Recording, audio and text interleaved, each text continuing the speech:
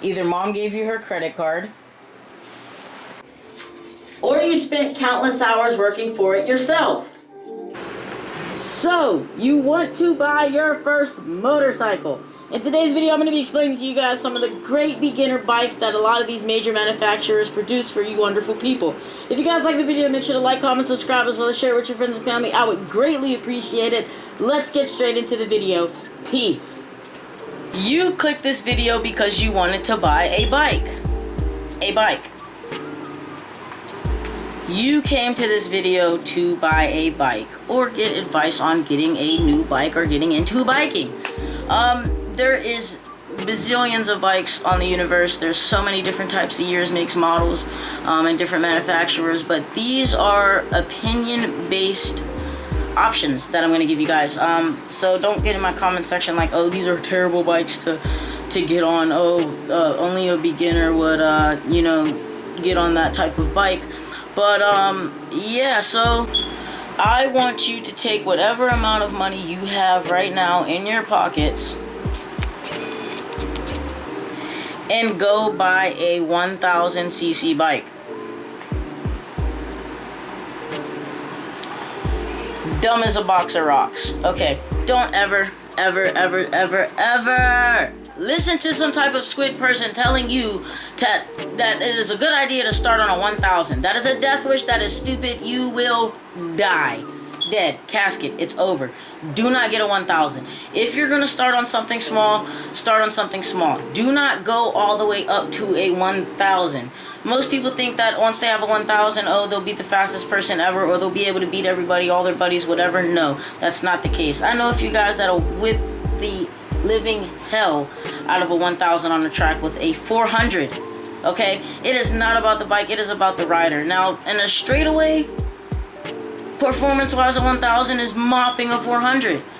But if you're looking to get into riding, whether you're doing it to do commuting or whether you're doing it to just have fun, track ride, maybe you have a couple twisty roads by where you live, get a smaller cc bike. Okay? It does not make sense for you to go out and go buy a 1000cc no matter how much money you have or gear. That bike will kill you. Okay? So, the first bike I'm going to talk about, booyah. This is a Suzuki GSX 650F. Now, I actually had one of these bikes. This was my second street bike after my R6, and this is when I fell in love with Suzuki. This is probably the easiest bike to go catless. It's literally a catless bike if you just take off the exhaust with 2 screws underneath it. This makes the bike stupid loud, very obnoxious, but this bike, all in all, with the weight, the braking, the handling, I think really would set up a beginner rider, because it is a 650F engine. This is a sport touring engine. So when you hop on this bike, it has the power of a, let's say, 600, stock 600 that's older. It has the good power that you need to learn on. It doesn't have too much power to where it'll get away from you. Like if you let the clutch go on any bike, it'll dump, it'll throw you, it'll flip. But this bike, when it comes to weight, the way it's designed, the only thing I do not like is the big, ugly banana seat. But when it comes to weight, design, handling, controls, it's updated with like LED lights, turn signals all around the bike. When it comes to handling and just the riding factor, I honestly think that this is a very good bike to start on. And they're pretty affordable. I think Suzuki stopped production of this specific model, the GSX 650F. I believe they have the GSX 750 now and the GSX 1000, which I think is like more like a Street Fighter setup. But this is more like their sport touring Suzuki that they did come out with for Suzuki fans that love, touring maybe. So I have seen this bike with bags on it. I've seen this bike customized with LED lights, things like that. I did that to mine. But if you're a beginner rider, I highly suggest looking up some videos or looking into a GSX 650F. Highly recommend this bike. I don't want to say recommend like, oh, just hop on a 600, but I do want to recommend that. No matter your height, I'm 5'4", and I started on this bike, and I've ridden Busas, I've ridden fully dressed Harleys, I've ridden everything, but I honestly think that this bike, in the long run, they're good when they're at high miles, they're low maintenance, Very easy to wash. They come in a bunch of different cool colors. I just have a stock black photo from Google. But they come in a whole bunch of different colors. There's a bunch of modifications that you can do: mirrors, stator covers, exhaust, everything that you can do to like a fully set up, street bike or sport bike. But on to the next bike. Booyah! So here we have a 2021 X-Star Edition GSX XR600. Now, a lot of people will say do not start on a 600, and I can somewhat agree with them. But let me give my tea. If you have no riding experience at all, you've never touched a bike, breathed the same air as a bike, never have touched the throttle and felt that nice rev limiter of a bike, do not get a 600. Simple reasons. Okay, the newer 600s, although they come restricted, still have a lot of power. Most of the stunt riders, except for the people that ride Suzukis, use 636s, which is a bored out 600cc engine, and it just has a higher rev limiter, basically.